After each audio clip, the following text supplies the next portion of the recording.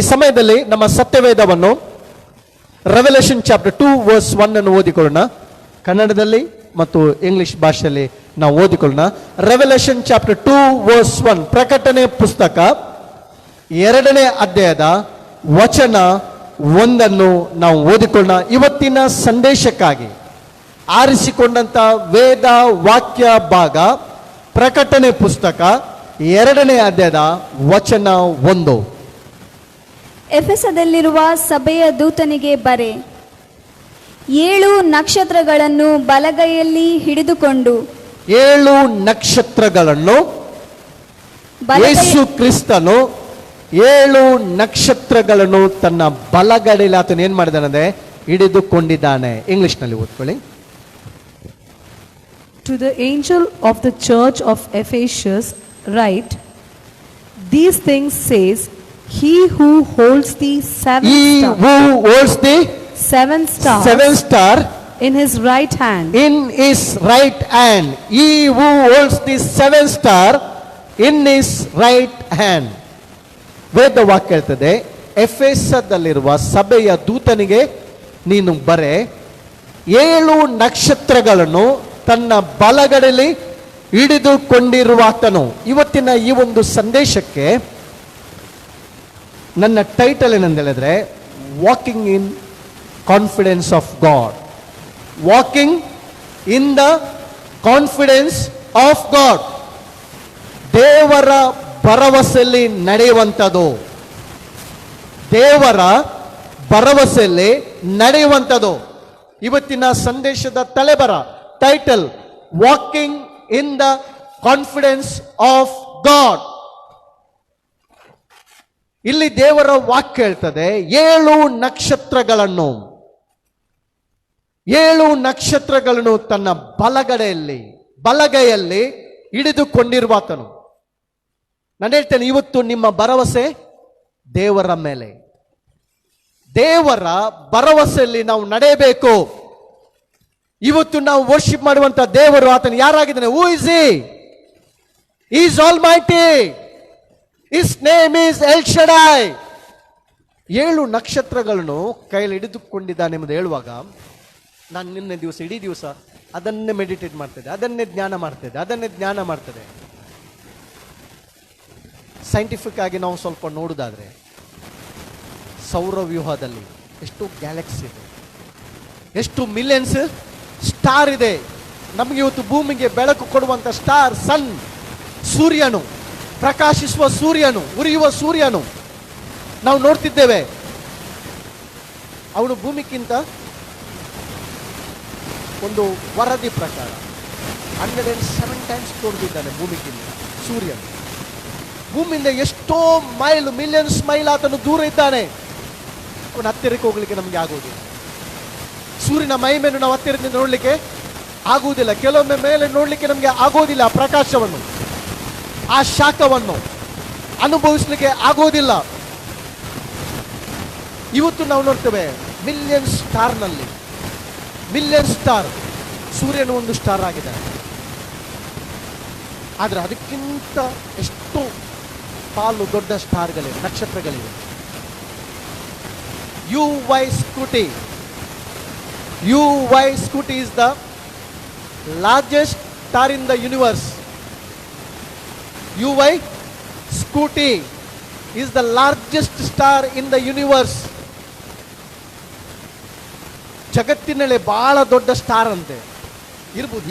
ಈಗ ಡಿಸ್ಕವರ್ ಮಾಡಿದ ಒಂದು ಲೆಕ್ಕಾಚಾರ ಪ್ರಕಾರ ಅದು ಸೂರ್ಯನಿಗಿಂತ it is 1700 times bigger than the sun. 1700 times bigger than the sun. ಆಲೋಚನೆ ಮಾಡಿ.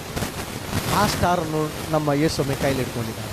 ಆಮೇಲೆ ಆ ಸ್ಟಾರ್ ಅನ್ನು ತನ್ನ ಬಲಗಡೆಯಲ್ಲಿ ಆತನು ಹಿಡಿದುಕೊಂಡಿದ್ದಾನೆ. Who is our God? He is almighty. He is the creator of universe. He is the creator of this earth. ಈ ಭೂಮಿಯನ್ನು, ಈ ಜಗತ್ತನ್ನು, ಭೂಮಿಯಲ್ಲಿರುವ ಎಲ್ಲವನ್ನು ಸೃಷ್ಟಿ ಮಾಡಿದ ದೇವರಾದ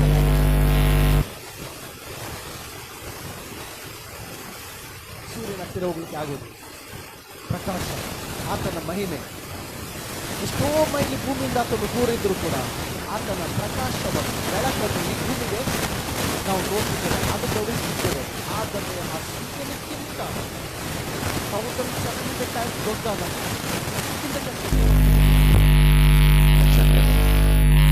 ನಕ್ಷತ್ರ ಕರ್ತನು ತನ್ನ ಕೈಯಲ್ಲಿ ಇಟ್ಕೊಳ್ಳಿ.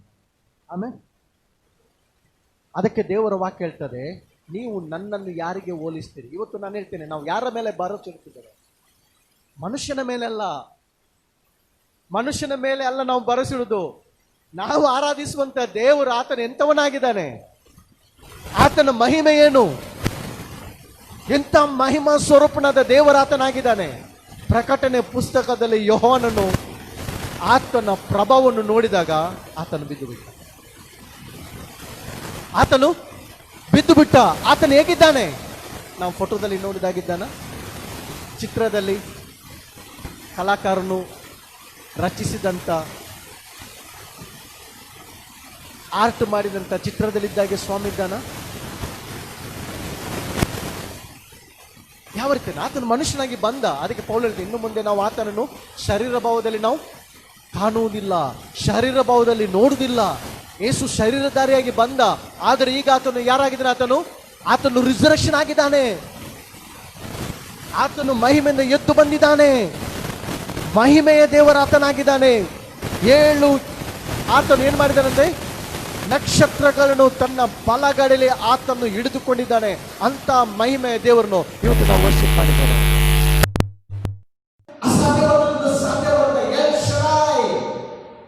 ನನಗೆ ಅಸಾಧ್ಯವಾದುದು ಉಂಟು, ನಾನು ನರ ಪ್ರಾಣಿಗಳ ದೇವರು, ನನಗೆ ಅಸಾಧ್ಯವಾದುದು ಉಂಟು.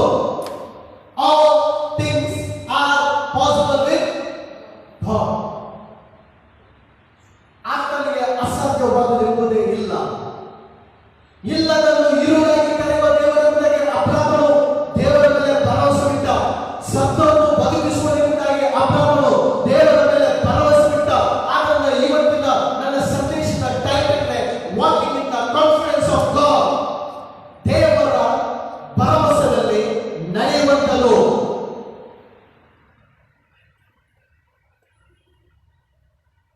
ಯೆಶಾಯ ಪ್ರವಾದನೆ 45ನೇ ವಚನದಲ್ಲಿ ದೇವರು ಕೇಳ್ತಿದ್ದಾರೆ, ನನ್ನನ್ನು ನೀವು ಯಾರಿಗೆ ಸಮಾನ ಮಾಡ್ತೀರಿ? ನನ್ನನ್ನು ಯಾರಿಗೆ ಕಂಪೇರ್ ಮಾಡ್ತೀರಿ? ನಾನು ಯಾರು? ಓದಿಕೊಳ್ಳ 25-26 ವಚನ. ಐಸಾಯ 40:25 and 26.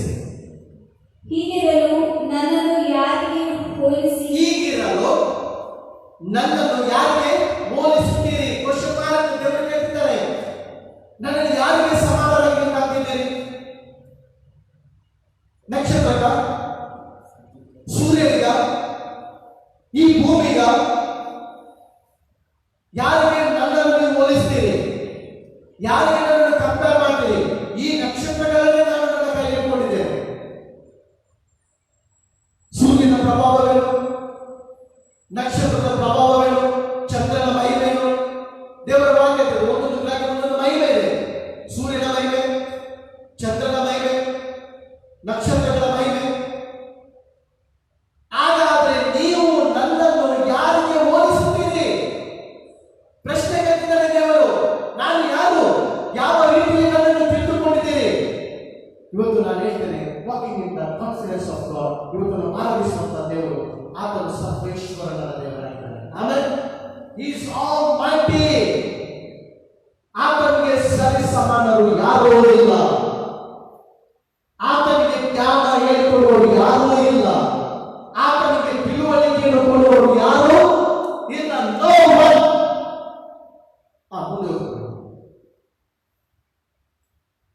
ಹೀಗಿರಲು ನನ್ನನ್ನು ಯಾರಿಗೆ ಹೋಲಿಸಿ ಸರಿಸಮಾನ ಮಾಡುತ್ತೀರಿ ಎಂದು ಸದಮಲ ಸ್ವಾಮಿಯು ಕೇಳುತ್ತಾನೆ. ನಿಮ್ಮ ಕಣ್ಣುಗಳನ್ನು ಮೇಲಕ್ಕೆತ್ತುಕೊಂಡು ನೋಡಿರಿ. ಈ ನಕ್ಷತ್ರಗಳನ್ನು ಸೃಷ್ಟಿಸಿದಾತನು ಯಾರು?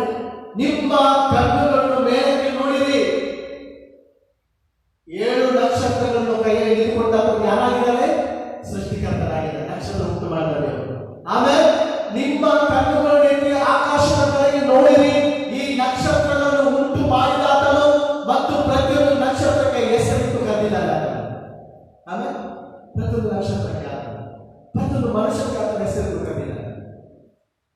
ಪ್ರತಿಯೊಬ್ಬರ ಹೆಸರಿಂದ ಆತನ ಕರೆಯುವ ದೇವರಾಗಿದೆ. ಪ್ರತಿಯೊಂದು ಪ್ರಾಣಿ, ಸಸ್ಯ, ಜೀವಿ, ರಾಶಿಗಳ ಹೆಸರನ್ನು ಆತನು ಕರೆದಾತನು. ನಿಮ್ಮ ಕಣ್ಣಲ್ಲಿ ಮೇಲಕ್ಕೆ ನೋಡಿ, ಈ ನಕ್ಷತ್ರಗಳನ್ನು ಸೃಷ್ಟಿ ಮಾಡಿದಾಗ ಮತ್ತೆ ಅವುಗಳಿಗೆ ಹೆಸರಿದ್ದು ಕರೆದಾತನು.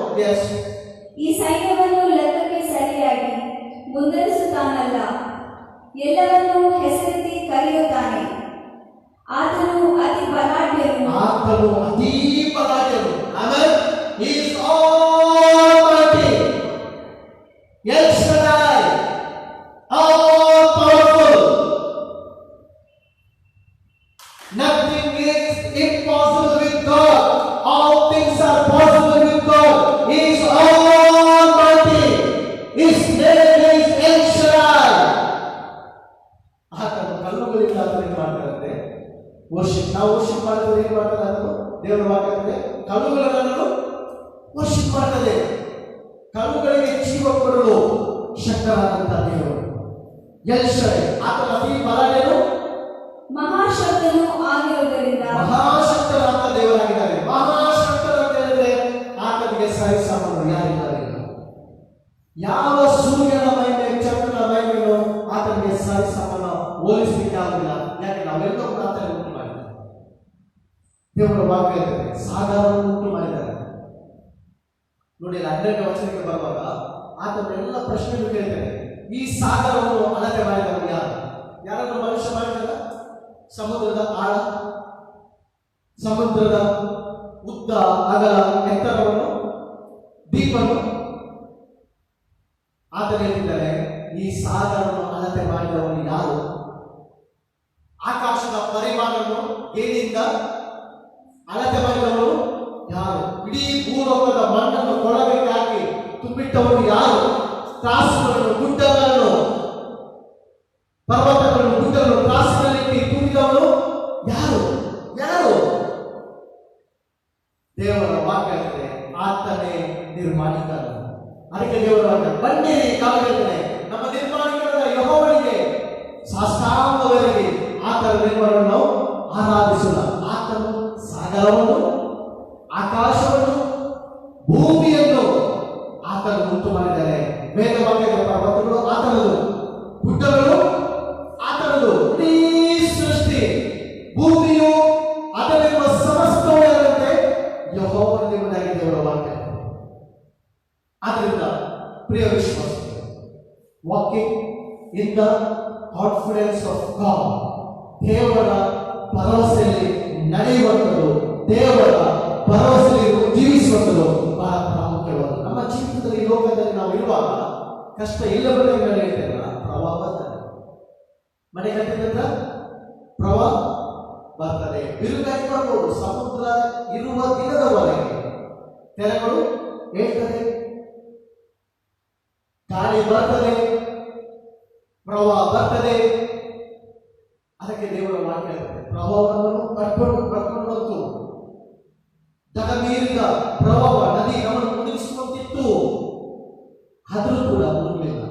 ಯಾಕೆಂದ್ರೆ ಸರ್ವಶಕ್ತರಾದ ದೇವರು ನಮಗೆ ಸಹಾಯಕರಾಗಿದ್ದಾರೆ. ಆಮೇಲೆ ಆಲ್ಮೈಟಿ ಗಾಡ್ ನಮಗೆ ಸಹಾಯ ಮಾಡುವ ದೇವರಾಗಿದ್ದಾರೆ. ನಮ್ಮನ್ನ ಪರಿಸ್ಥಿತಿಯಲ್ಲಿ ಎತ್ತುವ ದೇವರ ಆತನಾಗಿದ್ದಾರೆ. ಎತ್ತಿ ಆತನು ವಿಶಾಲವಾದ ಸ್ಥಳಕ್ಕೆ ಸೇರಿಸ್ತಾರೆ, ವಿಶಾಲವಾದ ಸ್ಥಳಕ್ಕೆ ನಮ್ಮನ್ನು ಆತನು ಸೇರಿಸ್ತಾರೆ. ಆದರೆ ನಾವು ನೋಡ್ತೇವೆ, ಭಕ್ತರಾದ ದಾವೀದನು ನಿಮ್ಮ ಮುಂದೆ ತರ್ತಾರೆ, ಆತನು ದೇವರ ಮೇಲೆ ಭರವಸೆ ಇದ್ದಂತ ಒಬ್ಬ ವ್ಯಕ್ತಿಯಾಗಿದ್ದಾನೆ. ಅವನ ಜೀವಿತದಲ್ಲಿ ಬಹಳಷ್ಟು ಬದಲಿದ್ದವು, ಹೋರಾಟ ಇತ್ತು, ಯುದ್ಧಗಳಿತ್ತು. ಸೌಲ ಅವರನ್ನು ಕಾಯ್ತಿದ್ದ, ಟಾರ್ಗೆಟ್ ಮಾಡ್ತಿದ್ದ, ಪ್ಲಾನ್ ಮಾಡ್ತಿದ್ದ. ಸೌಲನು ದಾವೀದನನ್ನು ಕೊಳ್ಳಿಕ್ಕೆ, ಕಿಲ್ ಮಾಡಲಿಕ್ಕೆ ಅಷ್ಟು ಸೌಲನು ದಾವೀದನನ್ನು ಟಾರ್ಗೆಟ್ ಮಾಡಿದ. ಆದರೆ ದಾವೀದನು, ಅವನಲ್ಲಿ ಕೂಡ ಸೈನ್ಯ ಇತ್ತು, ಅವನು ಕೂಡ ಕಿಂಗ್, ಪವರ್ ಇತ್ತು, ಎಲ್ಲಿತ್ತು. ಅವನು ತನ್ನ ಸ್ವಂತ ಬಲದ ಮೇಲೆ ಆಗಲಿ, ತನ್ನ ಸೈನ್ಯದ ಮೇಲೆ ಟ್ರಸ್ಟ್ ಮಾಡಲಿಲ್ಲ. ಕೀರ್ತನೆ 27 ಕೆಲವರು ರಥಬಲದಲ್ಲಿ, ಕೆಲವರು ಅಶ್ವಬಲದಲ್ಲಿ, ನಾನಾದರೂ ಸೃಷ್ಟಿಕರ್ತನಲ್ಲಿ.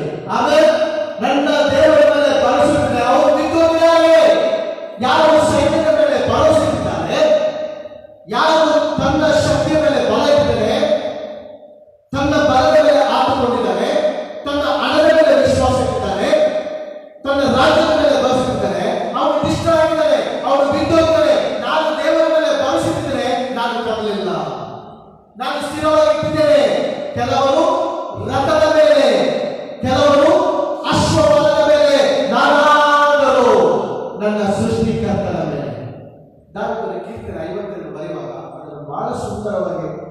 ಕೀರ್ತನೆಗಳು ಬಂದಿದೆ. ಆ ಕೀರ್ತನೆ ಏನಂತಂದ್ರೆ,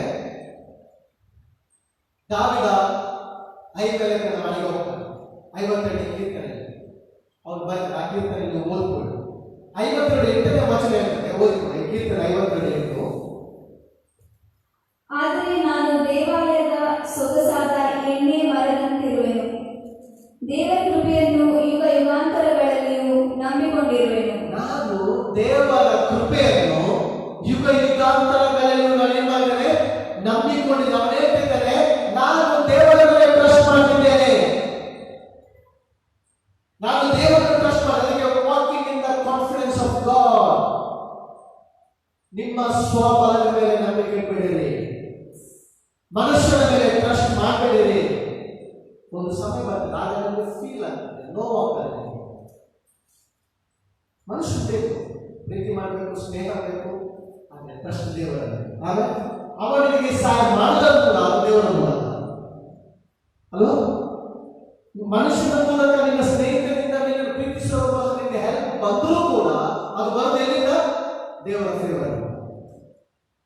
ದೇವರ ಫೇವರ್ ಮೂಲಕ ದೇವರು ಆ ಮನುಷ್ಯನ ಒಳಗೆ ಪ್ರೇರೇಪಣೆಯನ್ನು ಕೊಟ್ಟು ಆತನೇ ಮಾಡ್ತಿದ್ದಾನೆ, ಸೇವಕನು ಭಕ್ತರಿಗೆ ಆತನು ಸಹಾಯ ಮಾಡ್ತಾನೆ. ನಿನ್ನ ಎಜುಕೇಶನ್ ಮೇಲೆ ಟ್ರಸ್ಟ್ ಮಾಡಿ, ನೀನು ಕೆಲಸ ಮಾಡುವ ಸಂಸ್ಥೆಗಳು ಟ್ರಸ್ಟ್ ಮಾಡ್ತಾರೆ. ಅದಕ್ಕೆ ಪ್ರಾಮಾಣಿಕರಾಗಿ ನೀನು ಸೇವೆ ಮಾಡು, ಕೆಲಸ ಮಾಡು, ನಂಬಿಕೆಸರಾಗಿ ಕೆಲಸ ಮಾಡು. ಆ ಕಂಪನಿ ಒಳ್ಳೆಯದನ್ನು ಬಯಸು, ಅಭಿವೃದ್ಧಿಯನ್ನು ಬಯಸು, ಆದರೆ ಬೆಳೆಸುವಾಗ ದೇವರಾಗಿ ಅವರ ಮೇಲೆ ಟ್ರಸ್ಟ್ ಮಾಡು. ಆಮೇಲೆ ಬೆಳೆಸುವಾಗ ದೇವರಾಗಿ. ಯೋಸೇಫನು ಐಗುಪ್ತದಲ್ಲಿ ಇದ್ದದ್ರಿಂದ ದೇವರ ವಾಕ್ಯಕ್ಕೆ ಐಗುಪ್ತದಲ್ಲಿ ಒಂದು ಬ್ಲೆಸ್ಸಿಂಗ್. ಯೋಸೇಫರಲ್ಲಿ ಕೊಟ್ಟಿರುವ ಮನೆ ಆಶೀರ್ವದಿಸಲ್ಪಟ್ಟಿತು. ಹೇಗೆ? ಯೋಸೇಫನ ನಿಮಿತ್ತವಾಗಿ ದೇವರ ವಾಕ್ಯದಲ್ಲಿ. ದಾವೀದ ಕೀರ್ತನೆ 52 ಬರೆಯುವಾಗ ದಾವೀದನಿಗೆ ಬಹಳ ಹೇಳಿದ್ದಾರೆ ಹೋರಾಟ. ನನ್ನ ಹೇಳ್ತೀನಿ, ನಮ್ಮ ಜೀವಿತದಲ್ಲಿ ಗಾಳಿ ಬರುವುದು, ಪ್ರವಾಹ ಬರುವುದು, ಸಮಸ್ಯೆಗಳು ಬರುವುದು, ಇಕ್ಕಟ್ಟು ಬರುವುದು. ಆದರೆ ಆ ಇಕ್ಕಟ್ಟಿನ ದೇವರು ಹೊರಗೆ. ಆಮೇಲೆ ನಾವು ದೇವರನ್ನು ಟ್ರಸ್ಟ್ ಮಾಡಿದರೆ, ಆತನಿಗೆ ಮೊರೆಯಿಡುವುದಾದರೆ, ಆತನ ವಾಕ್ಯದ ಮೇಲೆ ನಂಬುವುದಾದರೆ, ಆತನ ವಾಕ್ಯದ ಮೇಲೆ ನಾವು ಭರವಸೆದರೆ, ದೇವರು ಎಲ್ಲ ಸ್ಥಿತಿಗಳು ನಮ್ಮ ಸುತ್ತಲೂ ಪರ್ವತದಾಗಿ, ಗುಡ್ಡದ ಹಾಗೆ ಪರ್ವತದಾಗಿ ಸಮಸ್ಯೆಗಳು ಬಂದರೂ ಕೂಡ ದೇವರು ಆ ಪರ್ವತವನ್ನು ನೆಲಸಮ ಮಾಡ್ತಾನೆ, ನಮಗೆ ಮಾರ್ಗವನ್ನು ಮಾಡ್ತಾನೆ. ದಿನಗಳಲ್ಲಿ ದೇವರು ನಮಗೆ ಸಮ ಮಾಡ್ತಾನೆ, ವಿಶಾಲವಾದ ಮಾರ್ಗವನ್ನು ಮಾಡ್ತಾನೆ. ಆ ಗುಡ್ಡಗಳನ್ನು ದಾಟಿ ಕ್ರಾಸ್ ಮಾಡಿ ನೀನು ವಿಶಾಲವಾದ ಸ್ಥಳದಲ್ಲಿ, ಅಂದ್ರೆ ಜಯದ ಮಾರ್ಗದಲ್ಲಿ ನೀನು ಜೀವಿಸಿ, ನೀನು ವರ್ಷಿಪ್ ಮಾಡಿ ದೇವರನ್ನು ಮಹಿಮೆಪಡಿಸಿ, ದೇವರನ್ನು ಬಲಪಡಿಸುತ್ತಾ ಅದನ್ನು ಆ ಬೌಂಡರಿಯನ್ನು ಕ್ರಾಸ್ ಮಾಡಿ ನೀನು ಹೋಗಿ. ಯಾಕೆಂದ್ರೆ ನೀನು ಆರಂಭಿಸುವಂತ ದೇವರು ಆಲ್ಮೈಟಿ ಆಗಿದ್ದಾರೆ. ಈ ಪರ್ವತಗಳನ್ನು ನೆಲಸಮ ಮಾಡುವ ದೇವರಾಗಿದ್ದಾರೆ, ಸಮುದ್ರವನ್ನು ಶಾಂತಗೊಳಿಸುವ ದೇವರಾಗಿದ್ದಾರೆ. ಸಮುದ್ರ ಆದರೂ ಕೂಡ ಬಿರುಗಾಳಿ ಎದುರು ಕೂಡ ಆ ಬಿರುಗಾಳಿಯನ್ನು ಅಡಗಿಸುವಂತಾಗಿದೆ. ಯಾಕೆ? ಆತನು ಬಿರುಗಾಳಿ ಉಂಟು ಮಾಡಿದ ಸಮುದ್ರ ಉಂಟು ಮಾಡಿದ ದೇವರು. ಅದಕ್ಕೋಸ್ಕರ ದೇವರು ಸಮುದ್ರವು ಅವರ ಮಾತನ್ನು ಕೇಳ್ತದೆ, ಬಿರುಗಾಳಿ ಅವರಿಗೆ ಭಯ ಪಡ್ತದೆ. ಈತನು ಯಾರು ಬರಲು, ನೀವು ನನ್ನನ್ನು ಯಾರಿಗೆ ಸರಸಮಾನ ಮಾಡ್ತೀರಿ? ಈ ಸಾಗರವನ್ನು ಅಳತೆ ಮಾಡಿದವರು ಯಾರು? ಅದರ ಆಳವನ್ನು, ಉದ್ದವನ್ನು, ಆಕಾಶದ ಪರಿಮಾಣತೆಯನ್ನು ಲೆಕ್ಕ ಮಾಡಿದವರು ಯಾರು? ದೇವರ ವಾಕ್ಯದಿಂದ ಆತನು ಅತೀ ಬಲಾಢ್ಯನು, ಸರ್ವಶಕ್ತನಾದ ದೇವರಾಗಿದ್ದಾರೆ. ಆದ್ದರಿಂದ ನಿನ್ನ ಎಲ್ಲ ಈ ಲೋಕದ ಜೀವಿತದಲ್ಲಿ, ಈ ಲೋಕದ ಪ್ರಯಾಣದಲ್ಲಿ ನೀನು ಆನಂದಿಸುವಂತ ದೇವರು ಫೇತ್ಫುಲ್ ಆಗಿದ್ದಾರೆ. ಆತನನ್ನು ಟ್ರಸ್ಟ್ ಮಾಡು, ಆತನ ಚೇಂಜ್ ಆಗುವುದಿಲ್ಲ. ಇವತ್ತು ನಿನ್ನ ಜೀವಿತದಲ್ಲಿ ಸಮಸ್ಯೆ ಇರ್ಬೋದು, ಕಷ್ಟ ಇರ್ಬೋದು, ಆದರೆ ದೇವರು ನಿನ್ನನ್ನು ಅದರಿಂದ ಒಳಗೆ ತರ್ತಾನೆ. ಆ ಪರಿಸ್ಥಿತಿಯ ಒಳಗೆ ತರ್ತಾನೆ, ವಿಶಾಲವಾದ ಸ್ಥಳಕ್ಕೆ ಸೇರಿಸ್ತಾನೆ. ನಿನ್ನ ಲೈಫ್ನಲ್ಲಿ ಜೋಡನ್ನು ನೋಡುತ್ತಾರೆ. ನೀನು ಟ್ರಸ್ಟ್ ಮಾಡುವಾಗ ನಿನ್ನ ಪರಿಸ್ಥಿತಿ ನೋಡೋದು ಬೇಡ, ಸಿಚುವೇಶನ್ ನೋಡೋದು ಬೇಡ, ದೇವರನ್ನು ಟ್ರಸ್ಟ್ ಮಾಡು, ದೇವರ ಪ್ರಾಮಿಸ್ ಅನ್ನು ಟ್ರಸ್ಟ್ ಮಾಡು, ಪ್ರಾರ್ಥನೆಯಲ್ಲಿ ಟ್ರಸ್ಟ್ ಮಾಡು. ಪ್ರಾರ್ಥನೆಯಲ್ಲಿ ಪವರ್ ಇದೆ, ಪ್ರಾರ್ಥನೆ ಸಿಚುವೇಶನ್ ಚೇಂಜ್ ಮಾಡ್ತಾರೆ. ತಾವು ಹೇಳ್ತಿದ್ದಾರೆ, ನಾನು ನಿನ್ನ ಕೃಪೆಯಲ್ಲಿ ನಂಬಿಕೆ ಇಟ್ಟಿದ್ದೇನೆ. ನಿನ್ನ ಕೃಪೆಯಲ್ಲಿ. ಅಲ್ಲಿ ಇನ್ನೊಬ್ಬರ ಬಗ್ಗೆ ಮಾತಾಡ್ತಾರೆ. ಯಾರು ಗೊತ್ತಾ? ಸೌಲ ಮತ್ತು ಹೋಗ್ತಾನೆ. ಅಲ್ಲಿ ಅದರ ಆ್ಯಕ್ಟಿಂಗ್ ನೋಡಿ, 50ನೇ ಕೀರ್ತನೆ ಆ್ಯಕ್ಟಿಂಗ್. ಐದೆಲ್ಲ ಮನೆಗೆ ಬಂದ ಏನು ಹೇಳ್ತಾರೆ 52 ಟೈಮ್ಗಳಲ್ಲಿ ದುಷ್ಟಾಧಿಕಾರಿಯ ದುಸ್ವಭಾವವನ್ನು ಖಂಡಿಸುವುದು. ಪ್ರಧಾನ ಗಾಯಕ ಕೀರ್ತನ ಸಂಘ ತೆಗೆದದ್ದು. ದಾವೀದನು ಅಹೀಮೆಲೆಕನ ಮನೆಗೆ ಬಂದ ವರ್ತಮಾನವನ್ನು ಎದೋಮ್ಯನಾದ ದೋಯೇಗನು ಸೌಲನಿಗೆ ತಿಳಿಸಿದಾಗ ದಾವಿದ ಈ ಒಂದು ಕೀರ್ತನೆಯನ್ನು ರಚಿಸ್ತಾರೆ, ಕಂಪೋಸ್ ಮಾಡಿ ಈ ಕೀರ್ತನೆ.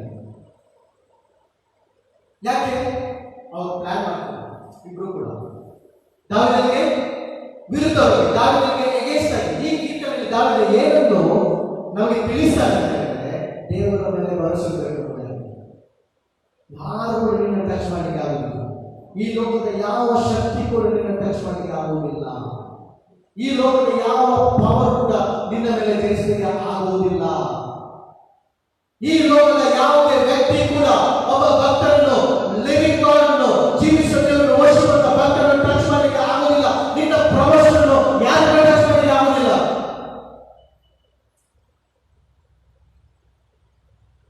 ನಿನ್ನ ಬಲಗಳಲ್ಲಿ ಸಾವಿರ ಸತ್ತುವುದು ಕೂಡ ದೇವರ ವಾಕ್ಯ ನಿನಗೆ ಹೇಳ್ತದೆ. ನಿನಗೆ ವಿರುದ್ಧವಾಗಿ ಯಾರನ್ನ ಪ್ಲಾನ್ ಮಾಡಿದ್ರು ಕೂಡ ಸಕ್ಸಸ್ ಆಗ್ತದೆ. ಯಾಕೆ ನಾವು ದಾನಿಯೇಲನ ಎಕ್ಸಾಂಪಲ್, ದಾನಿಯೇಲನ ವಿರುದ್ಧವಾಗಿ ಎಲ್ಲರೂ ಮಾಡಿದ್ರು, ಎಲ್ಲ ಅಧಿಕಾರಿಗಳು ಒಟ್ಟಿಗೆ ಸೇರಿಕೊಂಡು ಅವನ ಮೇಲೆ ತಪ್ಪು ಹೊರಿಸಿದ್ರು. ಅವನಿಗೆ ಸಿಗುವಂತ ಪ್ರಮೋಷನ್ ಸಿಗಬಾರ್ದು, ಅವನ ಅಭಿವೃದ್ಧಿ ಆಗಬಾರ್ದು. ನಾನಾ ರೀತಿಯ ಸರ್ಕಸ್ ಮಾಡಿದ್ರು, ನಾನಾ ರೀತಿಯಲ್ಲಿ ಅವನಿಗೆ ತಡೆ ತಂದ್ರು. ಆದರೆ ದಾನಿಯೇಲನ ದೇವರು ಸರ್ವಶಕ್ತನಾದ ದೇವರಾಗಿದ್ದಾನೆ. ಆಮೇಲೆ ದಾನಿಯೇಲನ ದೇವರು ಆಲ್ಮೈಟಿ ದೇವರು. ಅವರೆಲ್ಲರ ಮಧ್ಯದಲ್ಲಿ ದೇವರು ದಾನಿಯೇಲನನ್ನು ಲಿಫ್ಟ್ ಮಾಡಿಕೊಂಡು ನಿಲ್ಲಿಸಿದ, ಸ್ಥಿರವಾಗಿ ನಿಲ್ಲಿಸಿದ. ಆದ್ದರಿಂದ ನೀಡಿರುವಂತಹ ಸ್ಥಳದಲ್ಲಿ ಕಾಂಪಿಟೇಷನ್ ಇರಬಹುದು, ನಿನಗೆ ಎಗೇನ್ಸ್ಟ್ ಆಗಿ ಬರ್ಬೋದು. ನೀನಿರುವಂತಹ ವಾಸ ಮಾಡುವಂತಹ ಸ್ಥಳದಲ್ಲಿ ನಿನಗೆ ಯಾವುದೇ ಶಕ್ತಿ ವಿರುದ್ಧವಾಗಿ ಬರ್ಬೋದು. ಆದರೆ ಅದಕ್ಕಿಂತ ದೊಡ್ಡ ಶಕ್ತಿ, ಆಮೇಲೆ ಅದಕ್ಕಿಂತ ದೊಡ್ಡ ಶಕ್ತಿ ನೀನು ನಂಬಿದ ದೇವರಿಗೆ. ಪ್ರಾರ್ಥನೆ ಇದೆ.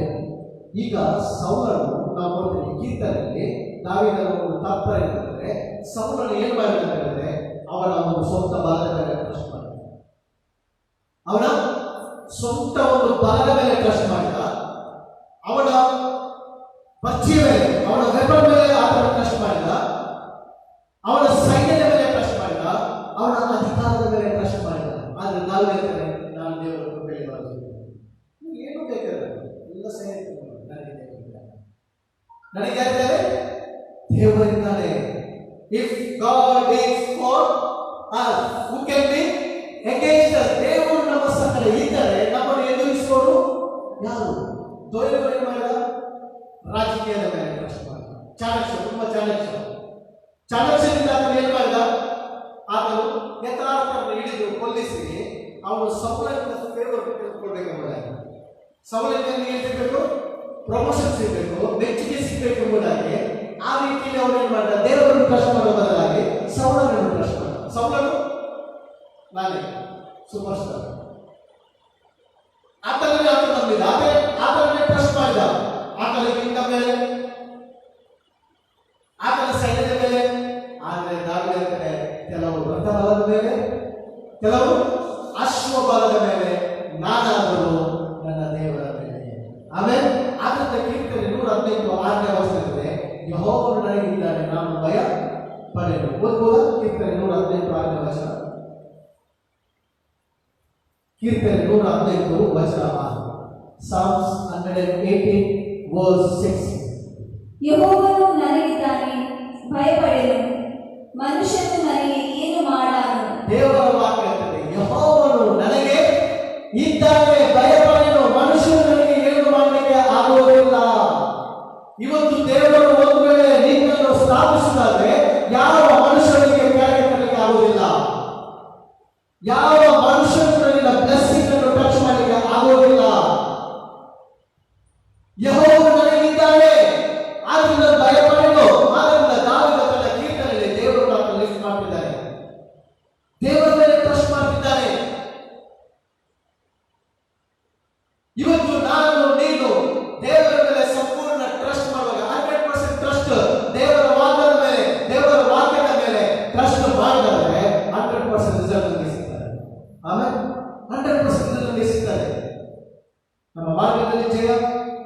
ಮಾರ್ಗದಲ್ಲಿ ಯಶಸ್ಸು, ನಾವಿರುವ ಪ್ರಾಂತದಲ್ಲಿ ಸಮಾಧಾನ, ನಾವು ಜೀವಿಸುವ ಟೆರಿಟರಿಯಲ್ಲಿ ಸಮಾಧಾನ, ಪೀಸ್ ಸಿಗ್ತದೆ. ಯಾಕೆ ಅಂತ ಹೇಳಿದ್ರೆ ನಾವು ಆರಾಧಿಸುವ ದೇವರು ಶಕ್ತನಾಗಿದ್ದಾನೆ. 7 ನಕ್ಷತ್ರಗಳನ್ನು ಆತನು ತನ್ನ ಕೈಯಲ್ಲಿ ಆತನು ಹಿಡಿದುಕೊಂಡಿದ್ದಾನೆ. ಯಾರಾಗಿದ್ದಾನೆ ಆತನು? ಕೀರ್ತನೆ 48:1 ಆತನು ಮಹೋನ್ನತನಾದ ದೇವರಾಗಿದ್ದಾನೆ. ಆಮೇಲೆ ಆತನು ಮಹೋನ್ನತನಾದ ದೇವರಾಗಿದ್ದಾನೆ. ಆತನು ಮಹಾದೇವರಾಗಿದ್ದಾನೆ. ಆತನು ಮಹಾರಾಜನಾಗಿದ್ದಾನೆ. ಆತನು ರಾಜನಾಗಿದ್ದಾನೆ.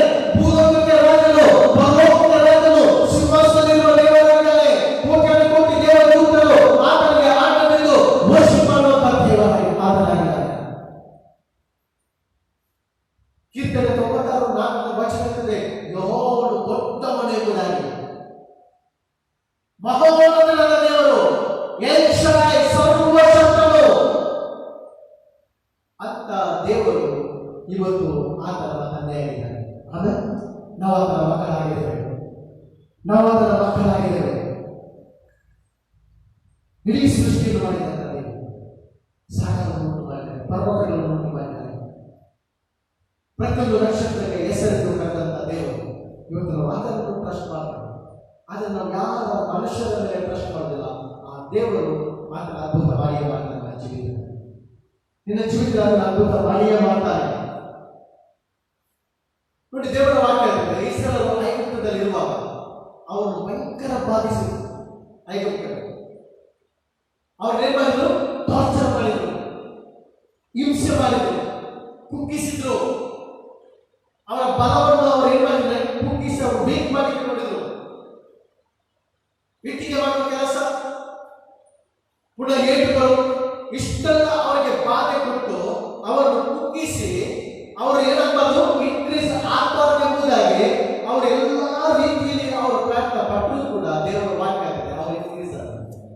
ಆಮೇಲೆ ಇಸ್ರಾಯೇಲ್ ಇನ್ಕ್ರೀಸ್ ಆಗ. ಎಕ್ಸೋಡಸ್ ಚಾಪ್ಟರ್ 1:12 ವಿಮೋಚನ ಕಾಂಡ 1:12 ವಿಮೋಚನ ಕಾಂಡ 1:12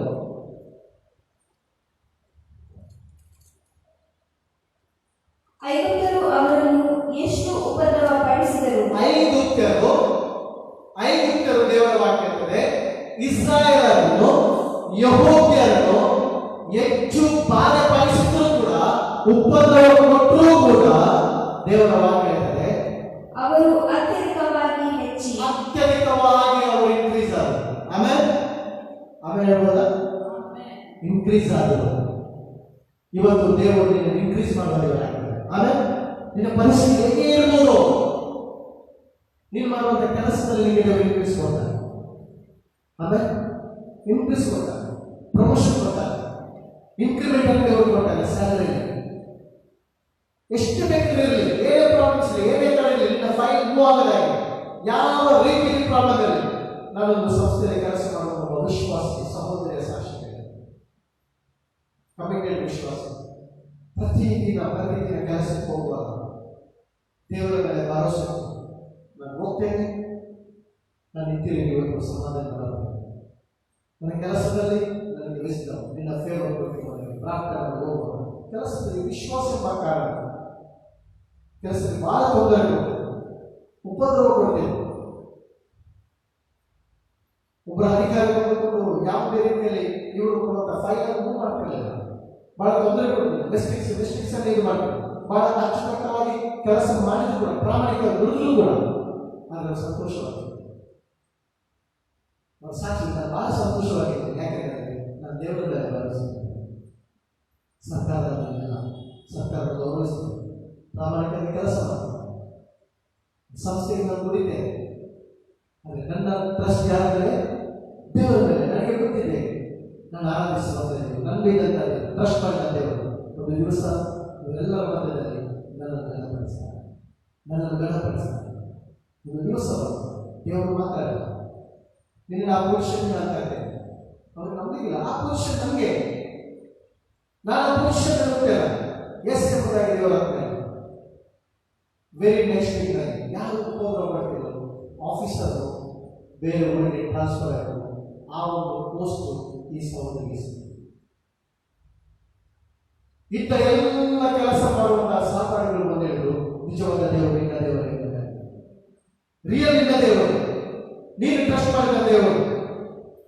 ನಾನು ಹೇಳ್ತೇನೆ, ನಮ್ಮ ದೇವರು ನಮ್ಮನ್ನು ಬೇರೆ ಆತನ ಬಿದ್ದವರು ಎಬ್ಬಿಸುವ ದೇವರು ಮಾತ್ರ ಅಲ್ಲ, ಉದ್ಧರಿಸುವ ದೇವರಾಗಿದ್ದಾರೆ.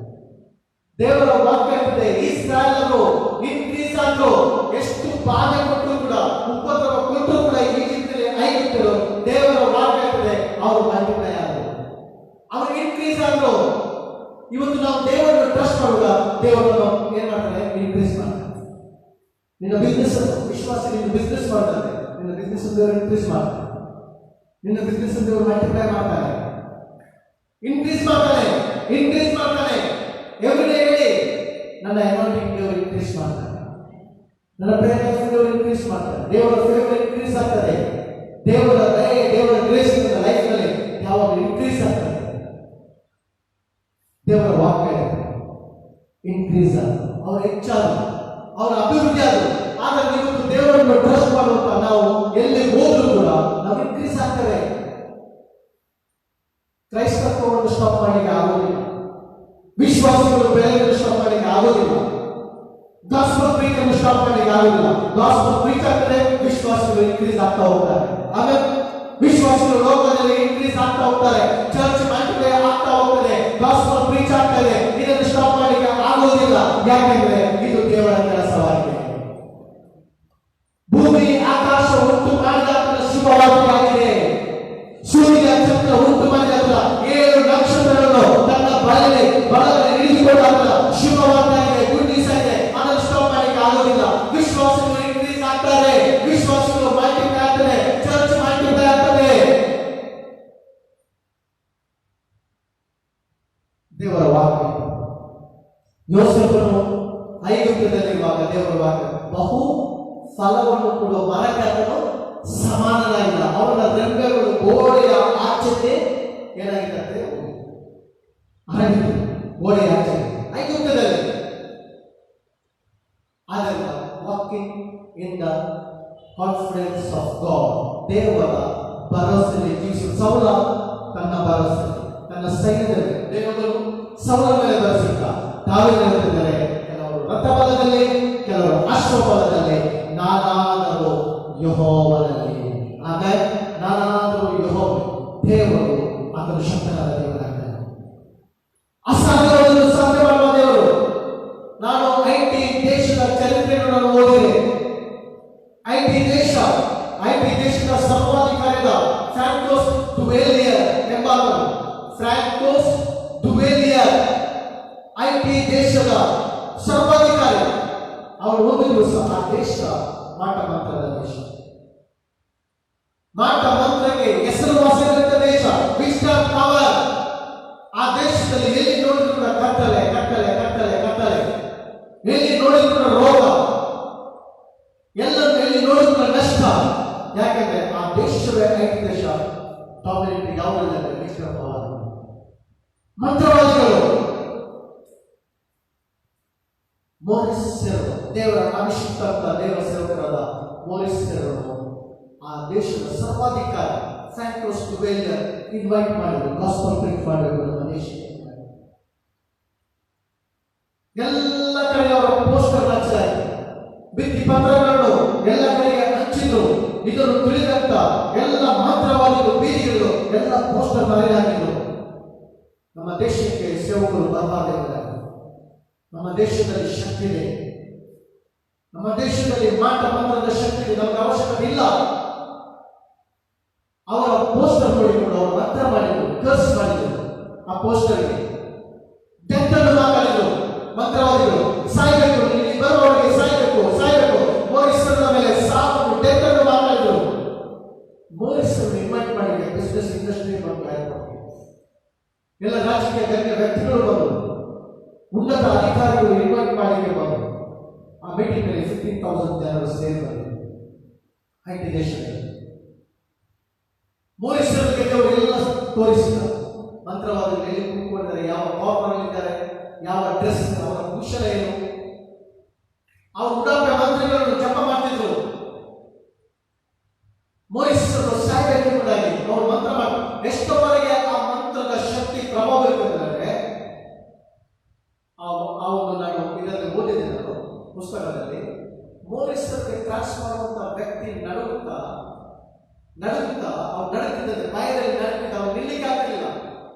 ಈ ವಿಷಯದಲ್ಲಿ ಮೋರಿಸರು ಗರ್ಜಿಸಿದ್ರು, ನಾನು ಇವತ್ತು ಜೀವಸ್ವರೂಪದ ದೇವರ ಸನ್ನಿಧಿಯಲ್ಲಿ ಇದ್ದೇನೆ. ಸರ್ವಾಧಿಕಾರಿ ಎಲ್ಲ ಸ್ಟೇಜ್ನಲ್ಲಿದ್ದಾರೆ. ಐಟಿ ದೇಶದ ಉನ್ನತ ಪುರುಷರೇ ಅವರಿಗೆ ತೋರಿಸಿದ್ರು, ಇವತ್ತು ಈ ಮೀಟಿಂಗ್ ನಲ್ಲಿ ನಾನು ಘೋಷಿಸುತ್ತೇನೆ, ನಾನು ಆರಾಧಿಸುವಂತ ದೇವರು ಆತನು ಸರ್ವಶಕ್ತನಾದ ದೇವರಾಗಿದ್ದಾನೆ. ಆ ದೇವರ ಮೇಲೆ ಭರವಸೆಟ್ಟು ನಾನು ಇವತ್ತು ಪ್ರೀಚ್ ಮಾಡ್ತೇನೆ. ಇವತ್ತು ಇಲ್ಲಿ ನಡೆಯುವಂತ ಸಾಲಿಗೆ ನಾನು ಕಾರಣ. ಇವತ್ತಿರುವಂತ ಮಂತ್ರವಾದಿಗಳಿಗೆ ನಿಮಗೆ ಎಚ್ಚರ ಕೊಡ್ತೇನೆ. ಈ ಕ್ಷಣದಿಂದ ನಿಮ್ಮ ಬಾಯಿ ಓಪನ್ ಆದರೆ ನಿಮ್ಮ ಸಾವಿಗೆ ನೀವೇ ಕಾರಣವಿಲ್ಲ. ಎಲ್ಲರ ಬಾಯಿ ಒಬ್ಬರು ಕೂಡ ಬಾಯಿ ಮುಟ್ಟಿರಲಿಲ್ಲ. ಅದ್ಭುತಗಳಾಯಿತು, ಗೆಡ್ಡೆಗಳು ಕಾಣಿ ಹೋಯಿತು, ಕ್ಯಾನ್ಸರ್ ಹೀಗಾಯಿತು, ಮಾರಣಾಂತಿಕ ರೋಗಗಳು ಸೋತಲು ದೇವರ ಪರಲೋಕದ ಶಕ್ತಿ ಇಳಿದು ಬಂದು ಪರಿಶುದ್ಧಾತ್ಮನ ಬಲವಾಗಿ ಕೂಟದಲ್ಲಿ ಇಳಿದು ಬಂದ. ಒಬ್ಬ ಬಾಲಕನು ಸತ್ತೋಯ್ತು, ಗದ್ದಲವಾಯಿತು. ಒಬ್ಬ ಬಾಲಕನು ತಂದ್ರು, ಹುಟ್ಟಿದ ದಿನದಿಂದ ನಾಯಿಗಾದಂತ ಬಾಲಕ, ಎರಡು ಕಣ್ಣುಗಳು ಕೇಳಿಸ್ತಿರಲಿಲ್ಲ, ನೋಡಿರಲಿಲ್ಲ, ಅವನು ಕಾಣ್ತಿರಲಿಲ್ಲ. ಅವನ ಕಣ್ಣುಗಳು ಎರಡು ಕಣ್ಣುಗಳು ದೇವರ ಶಕ್ತಿ ಬಗ್ಗೆ ಕಣ್ಣು ತೆರೆಯಲ್ಪಟ್ಟಿತು. ಅದನ್ನು ನೋಡಿದಂತ ಈ ಸರ್ವೈಕರೇ, ಈ ಕಣ್ಣು ನಾನು ಬಲ್ಲೆನು, ಇವನು ನನ್ನ ನೇರವಾಗಿ ಎಂತ ಮಹಿಮೆ ದೇವರಿಗೆ ಎಂಬುದಾಗಿ. ಆ ದಿವಸ ಕೂಟ, ಒಂದು ವಾರದ ಕೂಟ ನಡೆದು 1.5 ಲಕ್ಷ ಜನರು ಯೇಸು ಕ್ರಿಸ್ತನ ರಕ್ಷಣೆಗಾಗಿ ಐಟಿ ದೇಶಗಳಲ್ಲಿ ಕಾಲ ಮಾಡಿದರು. ನಮ್ಮ ದೇವರು ಶಕ್ತನಾದ ದೇವರಾಗಿದ್ದಾನೆ. ಆಮೇಲೆ 7 ನಕ್ಷತ್ರಗಳನ್ನು ತನ್ನ ಬಲಗಳಲ್ಲಿ ಇಳಿದುಕೊಂಡಂತ ದೇವರು. ನಕ್ಷತ್ರದ ಗಾತ್ರ ಏನು, ಅದರ ಮಹಿಮೆ ಏನು? ಭೂಮಿಗಿಂತ 107 ಪಟ್ಟು ದೊಡ್ಡ ಸೂರ್ಯನಾದರೆ ಆ ಸೂರ್ಯನಿಗಿಂತ 1700 ಟೈಮ್ಸ್ ದೊಡ್ಡ ನಕ್ಷತ್ರ. ಆ ನಕ್ಷತ್ರಕ್ಕಿಂತ ದೊಡ್ಡ ನಮ್ಮ ದೇವರಾಗಿದ್ದಾರೆ. ಆಮೇಲೆ ಹಾಗಾದ್ರೆ ದೇವರು ಎಂತ ದೇವರಾಗಿದ್ದಾರೆ? ಎಲ್ಷಣ ಅಂತ ಹೇಳಿದ್ರೆ ಆ ಪದಕ್ಕೆ ಅರ್ಥ ನಮಗೆ ಅದನ್ನು ಎಕ್ಸ್ಪ್ಲೇನ್ ಮಾಡಲಿಕ್ಕೆ ಆಗುವುದಿಲ್ಲ. ಅದನ್ನ ಎಂತ ದೇವರಾಗಿದ್ದಾರೆ? ಅವನು ಎಲ್ಲಿದ್ದಾರೆ ಈಗ? ನಕ್ಷತ್ರ ಮಂಡಲವನ್ನು ದಾಟಿ ಹೋಗಿದ್ದಾರೆ. ಪರಲೋಕದಲ್ಲಿ, ಉನ್ನತ ಲೋಕದಲ್ಲಿ ವಾಸಿಸುವಂತನು ನಿನ್ನೊಂದಿಗೆ ನನ್ನೊಂದಿಗೆ ವಾಸಿಸ್ತಾನೆ. ಆಮೇಲೆ ಪರಲೋಕದ ಉನ್ನತ ಲೋಕದಲ್ಲಿ ವಾಸಿಸುವಂತ ಮಹಿಮೆಯ ದೇವರು ನನ್ನೊಂದಿಗೆ ನಿನ್ನೊಂದಿಗೆ ವಾಸಿಸುವ ದೇವರಾಗಿದೆ. ನನ್ನ ನಿನ್ನ ಒಳಗೆ ವಾಸಿಸ್ತಾನೆ. ಅದಕ್ಕೆ ಈಗ ಹೊರಡುತ್ತದೆ, ಈ ಲೋಕದಲ್ಲಿ ಇರುವಾತನಿಗಿಂತಲೂ ನಿನ್ನ ಒಳಗಿರುವಾತನು, ನನ್ನ ಒಳಗಿರುವಾತನು ಆತನು ದೊಡ್ಡವನಾಗಿದ್ದಾನೆ. ಆತನು 7 ನಕ್ಷತ್ರಗಳನ್ನು ತನ್ನ ಬಾಯಲ್ಲಿ ಇಟ್ಟುಕೊಂಡಾಗುತ್ತದೆ. ನಕ್ಷತ್ರಗಳನ್ನು ಸೃಷ್ಟಿ ಮಾಡಿದ ದೇವರು, ಗುಡ್ಡ ಬೆಟ್ಟಗಳನ್ನು ಉಂಟು ಮಾಡಿದ ದೇವರು, ಪರ್ವತವನ್ನು ನಿರ್ಮಿಸಿದ ದೇವರು, ಜಲ ಸಾಗರ ಸಮುದ್ರಗಳನ್ನು ಎಲ್ಲ ಆಕಾಶದ ಹಕ್ಕಿಗಳನ್ನು ಆತನು ನಿರ್ಮಿಸಿದ ದೇವರು, ಹೆಸರನ್ನು ಕರೆದ ದೇವರು, ಎಲ್ಲವನ್ನು ಪೋಷಿಸುವಂತ ದೇವರು, ನನ್ನನ್ನು ನಿನ್ನನ್ನು ಪರಾಮರಿಸುವ ದೇವರು, ಕಟಾಕ್ಷಿಸುವ ದೇವರು, ಪೋಷಿಸುವ ದೇವರು ಆತನಾಗಿದ್ದಾನೆ. ಐಟಿ ದೇಶದಲ್ಲಿ ದೇವರನ್ನು ಎಕ್ಸ್ಪೀರಿಯನ್ಸ್ ಮಾಡಿ, ದೇವರ ಗ್ಲೋರಿಯನ್ನು ಎಕ್ಸ್ಪೀರಿಯನ್ಸ್ ಮಾಡಿದ್ರು. ಅದನ್ನು ನಾವು walking in the confidence of God, ದೇವರ ಭರವಸೆಯಲ್ಲಿ ನಾವು ಜೀವಿಸಬೇಕು. ಏನೇ ಸಿಚುವೇಶನ್ ಬಗ್ಗೆ ನಮ್ಮ ಜೀವಿತದಲ್ಲಿ ನಮಗೆ ಒಂದು ಧೈರ್ಯವಿದೆ, ನಮಗೆ ಕಾನ್ಫಿಡೆನ್ಸ್ ಇದೆ, ನನ್ನ ದೇವರು ಶಕ್ತನಾಗಿದ್ದಾನೆ, ಯೆಹೋವನು ನನಗಿದ್ದಾನೆ, ನಾನು ಭಯ ಪಡೆಯಲು. ಇಸ್ರಾಯೇಲ್ಗೆ ಎಷ್ಟು ಉಪದ್ರವ ಕೊಟ್ಟರು ಕೂಡ ದೇವರು ಐಗುಪ್ತದಲ್ಲಿ ಅವರು ಇನ್ಕ್ರೀಸ್ ಆದರು. ಅವರು ಇನ್ಕ್ರೀಸ್ ಆದದ್ದು ನೋಡಿ ಐಗುಪ್ತರು ಭಯಪಟ್ಟರು. ಇಡೀ ಐಟಿ ದೇಶದ ಮಂತ್ರವಾದಿಗಳು ದೇವರ ಶಕ್ತಿಗೆ ಭಯಪಟ್ಟರು, ದೇವರ ಶಕ್ತಿಯಿಂದ ಅಡ್ಡಬಿದ್ದರು. ಮೋರಿಸರ ಮೂಲಕ ದೇವರು ತನ್ನ ಪ್ರಭಾವ ಮಹಿಮೆಯನ್ನು ಐಟಿ ದೇಶದಲ್ಲಿ ತೋರಿಸಿದ. ಐಟಿ ದೇಶದ ಮಾಂತ್ರಿಕ ಕೋಟೆಯನ್ನು ಪರಿಪಾಲನೆ ಮುರಿದಾಗಿಲ್ಲ, ಮಂತ್ರದ ಶಕ್ತಿಯನ್ನು ಮುರಿದಾಗ ಕೋಟೆಗಳು ಮುರಿಯಲ್ಪಟ್ಟು ಐಟಿ ದೇಶದ ಜನರು ಬಂಧನದ ಒಳಗೆ ಬಂದು ಅದನ್ನು ನಾನು ಟ್ರಸ್ಟ್ ಮಾಡುವಂತ ದೇವರು, ಆತ ನಂಬಿಕೆಸುವಂತ ದೇವರಾಗಿದ್ದಾರೆ. ಇವತ್ತು ನಮ್ಮ ಮನೆಯಲ್ಲಿ, ನಮ್ಮ ಕುಟುಂಬದಲ್ಲಿ ಯಾವ ರಕ್ಷಣೆ ಒಂದನ್ನು ಇರುತ್ತದೆ, ಇವತ್ತು ನಾವು ದೇವರ ಮೇಲೆ ಟ್ರಸ್ಟ್ ಮಾಡಿಕೊಂಡು ನಂಬಿಕೆಯಿಂದ ನಾವು ಅದಕ್ಕೆ ಬರುತ್ತದೆ, ದೇವರು ಖಂಡಿತವಾಗಿ ಆ ವ್ಯಕ್ತಿ ಲೈಫ್ ಚೇಂಜ್ ಮಾಡ್ತಾರೆ. ನಮ್ಮ ಬರೆದ ದೇವರು ಹೇಳ್ತಾರೆ, ಯಾಕಂದ್ರೆ ನಾವು ಟ್ರಸ್ಟ್ ಮಾಡೋದು ರಥದ ಬಲದ ಮೇಲೆಲ್ಲ, ಕುದುರೆಯ ಮೇಲೆಲ್ಲ ನಾವು ಟ್ರಸ್ಟ್ ಮಾಡೋದು ಜೀವಸ್ವರೂಪದ ದೇವರ ಮೇಲೆ. ಐಗುಪ್ತದಿಂದ ಇಸ್ರಾಯೇಲ್ ಹೊರಗೆ ಬಂದಾಗ ದೊಡ್ಡ ಸೈನ್ಯ ಅವರ ಹಿಂದೆ ಬೆನ್ನಟ್ಟ ಬಂತು. ಮುಂದೆ ಕೆಂಪು ಸಮುದ್ರ, ಹಿಂದೆ ದೊಡ್ಡ ಸೈನ್ಯ, ಸ್ವರ್ಗ ಸೈನ್ಯ ಬರ್ತದೆ, ಕುದುರೆಗಳು ಬರ್ತಾ ಇದೆ, ದೊಡ್ಡ ಆರ್ಮಿ ಬರ್ತಿದೆ. ಇಸ್ರಾಯೇಲ್ ಹಿಂದೆ ನೋಡಿದ್ರು, ಅಯ್ಯೋ ಸಾಕಿದ್ದೇವೆ, ಮುಂದೆ ಸಮುದ್ರ ಇದೆ, ಇನ್ನಿಷ್ಟು ದೊಡ್ಡ ಸೈನ್ಯ. ದೇವರ ವಾಕ್ಯ ಎಕ್ಸೋಡಸ್ 14 ಅವರು ದೇವರಿಗೆ ಮೊರೆಯಿಟ್ಟರು. ಆಮೇಲೆ ಅವರು ದೇವರಿಗೆ ಮೊರೆಯಿಟ್ಟರು, ದೇವರನ್ನು ಟ್ರಸ್ಟ್ ಮಾಡಿದ್ರು, ದೇವರ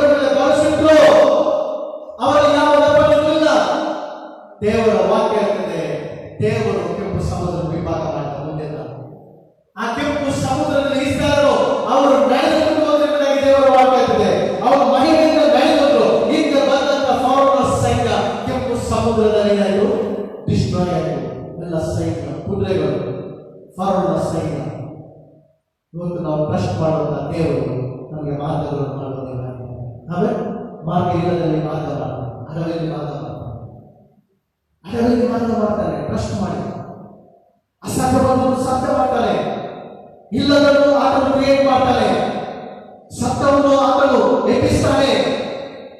ಅಂತ ಶಕ್ತನಾದ ದೇವರು.